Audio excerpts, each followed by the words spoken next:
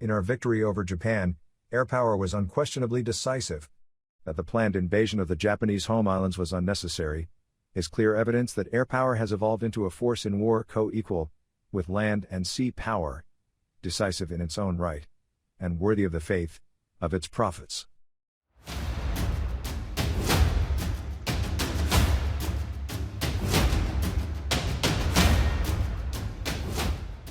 Hello, my name is Colonel Keith Sewell, USMC retired, and I'm the CEO of the General Carl Spaatz National U.S. Army Air Force Museum.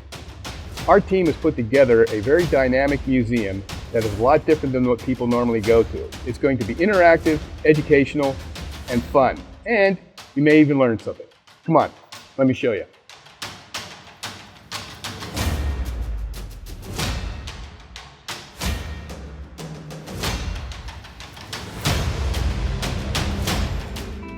Here we are in Exhibit 2, entitled Spaatz Interwar Years. And what we're going to present to the public here is the period from World War I, when Spaatz was a new air service officer, up to the point of the entry into World War II. To set that stage, you'll notice that we have several World War I authentic posters that were provided to us by the Boyertown Historical Society. During World War I, Spaatz initially wanted, just like any other American combat pilot, to be on the cutting edge and fight in aerial combat the German enemy. But his superiors had other plans for him. He had to set up the infrastructure, support systems, logistics, and even the training fields for the American pilots that were soon to follow on into France. He took a very tough job, and a job that he didn't like to do and that nobody else wanted, but he performed brilliantly at it, and he really developed his initial career reputation of being able to take very tough jobs and basically making lemonade out of lemons. We'll show other aspects of his career in this particular exhibit that are relatively unknown to the American people. For example, one thing he did do on January 1st, 1929, with he and several of his colleagues who had also become famous World War II generals in their own right, was essentially smash the endurance record for keeping an aircraft aloft in flight using aerial refueling. Up to that time, the longest time an aircraft was kept up in the air was 48 hours. Spaatz, Ira Eaker, Pete Casada, and others were able to keep an airplane up in the air for 150 hours plus. And this smashed all the endurance records at the time. Here we are in Exhibit 3, the lead up to Pearl Harbor. And the point of this exhibit is to demonstrate the political activity that was going on that shaped the world that led up to the United States entry into World War II on December 7th, 1941. So we're going to show the persona at the time, the political leaders throughout the world, Hitler, Stalin, Mussolini, Hirohito, Chamberlain, and Churchill, and how all those leaders basically led us to war on a global scale. The reason why I'm sitting by the radio is because the radio played an integral part during the war because it was the internet at the time. With this radio, which is a 1936 Atwater Kent that I restored for the person who donated this to us, was able to hear broadcasts from as far away as Berlin, Rome, Moscow, Tokyo, and so forth, so the American people could listen to what was going on through the world. It was their portal into the world's action at that time. And this particular radio was broadcasting on December 7th, 1941, and announced the attack on Pearl Harbor at the time. So far, with our exhibits here, you've noticed that they've been relatively static. The purpose of that was to bring people into a transition mentally and psychologically from a modern era into the turn of the century Boyertown. With this exhibit, which is exhibit number 4, the 482nd Bomb Group diorama, we are completing the so-called static exhibits and are getting ready to go full interactive. So now that everybody's transitioned into this time frame, we felt it would be a good idea to present the Allied bombing strategy campaign during World War II using this diorama as the tool.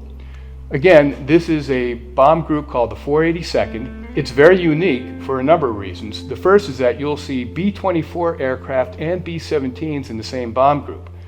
This was the only bomb group that had that mix. All other bomb groups in the European theater were unique to that particular airplane, either B-17 or B-24. The reason for that is that this was a special advance forward in technology that really symbolized and showed a lot of the vision that Spaatz had by pushing these types of technological things. And they did the first operational air-to-ground look radar systems that were invented in the war. This was a combination effort between Caltech, MIT, and the British, and the British were the ones who developed radar, and so they came up with a bombing site or a device that would be planted in the aircraft, and because the targets on the ground were obscured with smoke and with clouds and so forth, they used these look-down radar systems as a way to see the target even though they're obscured. So these pathfinders went ahead of the regular bomber formations, pinpointed the targets, dropped flares, and the rest of the bomber formations would go over and drop bombs. What we've done here is we've assembled a group of award-winning modelers to develop and build all these B-17s, P-51s, and other aircraft and ground support models that you see here. The background that you see here is of England in 1943, a picture taken from an airplane.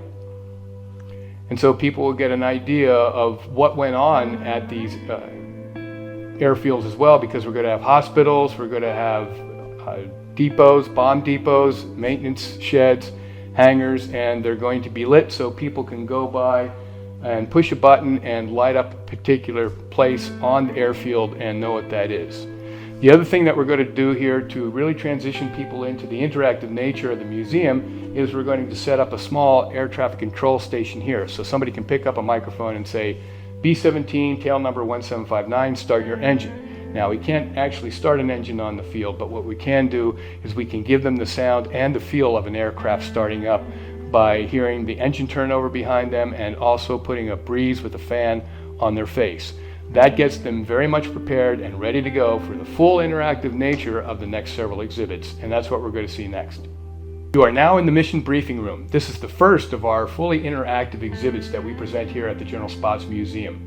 Our mission brief room, unlike I've seen on some other museums or presentations, it's not just going to be a video, or it won't be a video at all.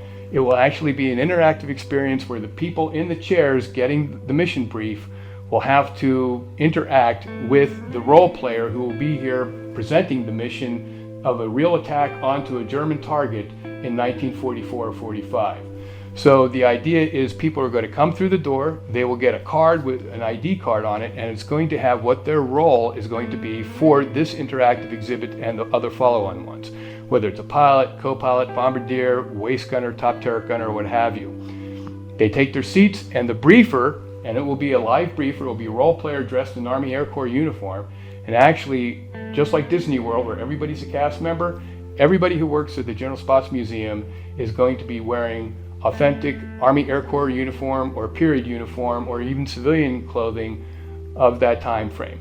Also, as an aside, anybody who comes into the museum, if they want to, they can come dressed in their favorite American Army Air Corps or any service uniform or even period vintage clothing if they wish, to get more of a feel of being in the particular time frame. Again, the briefer comes up. You'll see right here a map of Germany and Central Europe.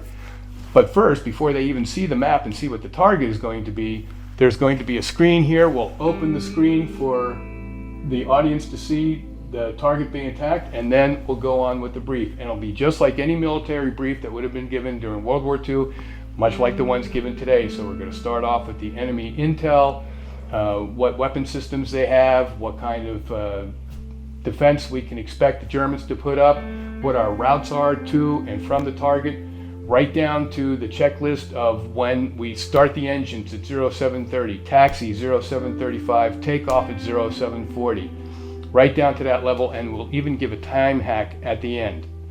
We'll ask if there are any questions from the group here visiting and being a part of the mission brief, and actually the role player will even ask questions of those in the audience just to make sure everybody's paying attention, just like what happens in real mission briefs before taking on an objective such as this.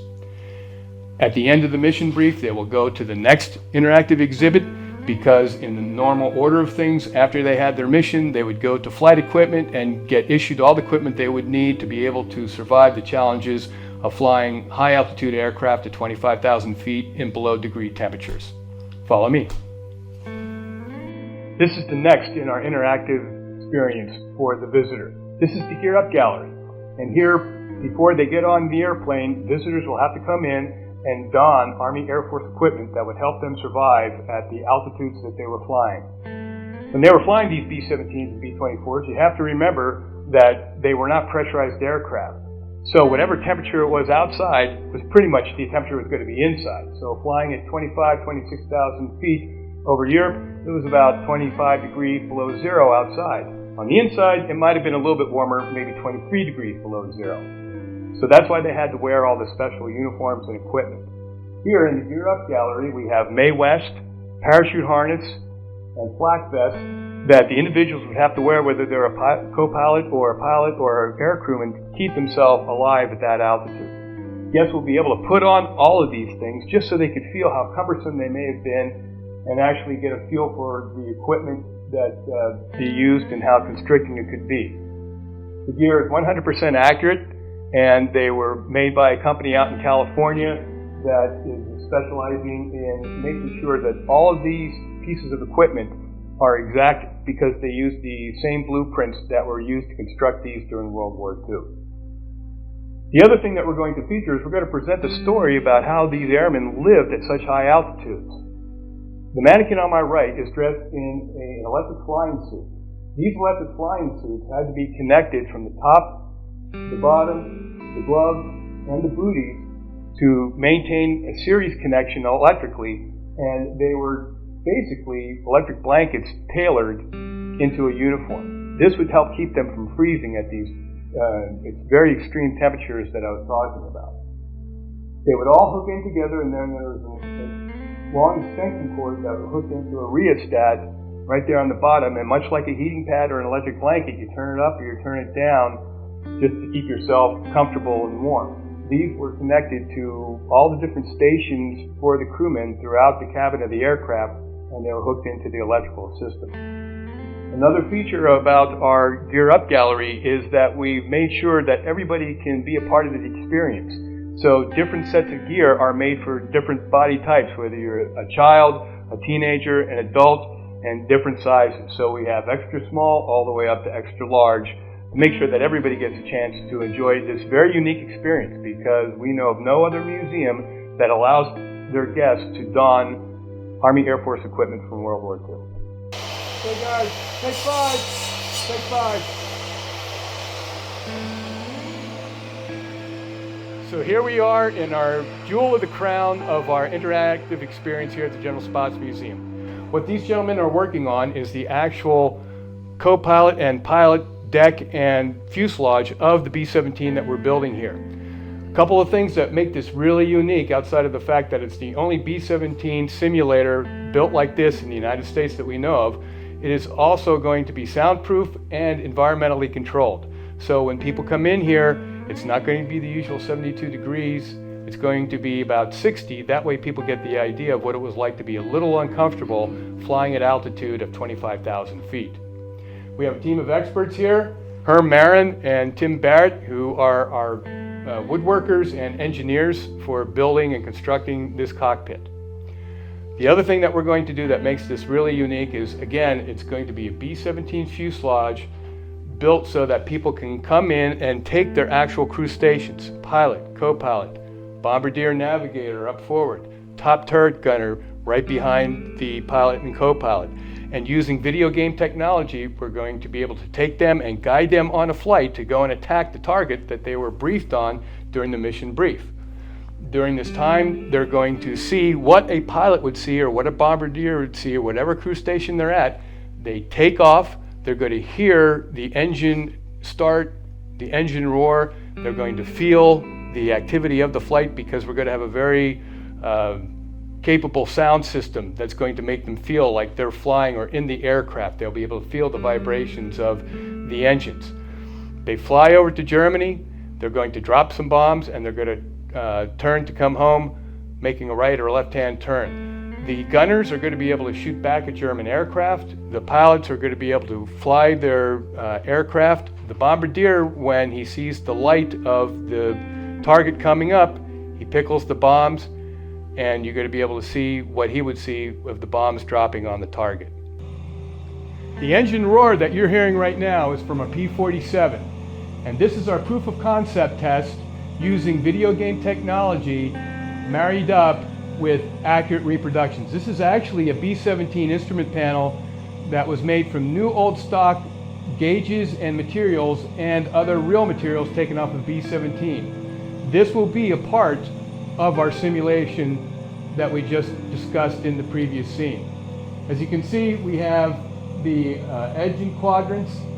Here's the throttle control, control stick, and the actual vision or view that somebody would see out of the cockpit. The idea here between this proof of concept test is to make sure we have the right programming and the right sequencing, so when the rest of the B-17 is built, we can marry up the instrument panel and all the control features that go with it onto the simulator to get the best experience possible.